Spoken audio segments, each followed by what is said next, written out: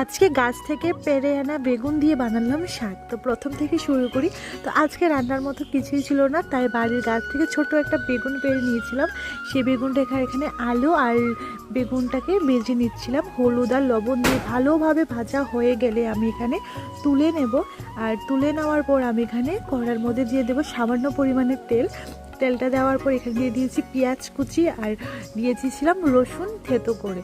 আর রসুন ফোড়ন দিয়ে কিন্তু শাক খেতে আমাদের সবারই ভালো লাগে। তো এই যে দেখতে পাচ্ছেন কুচানো শাকগুলো এখানে দিয়ে দিয়েছি। তারপরে দিয়ে দিয়েছি হলুদ আর লবণ। আর এখানে দিয়ে দিয়েছিলাম একটু কাঁচা মরিচ চিড়ে। তো ভালোভাবে ভাজা হয়ে গেলে তারপর এখানে আগে থেকে ভেজে রাখা যে বেগুন আলুটা ছিল সেটা এখানে দিয়ে দিয়েছিলাম।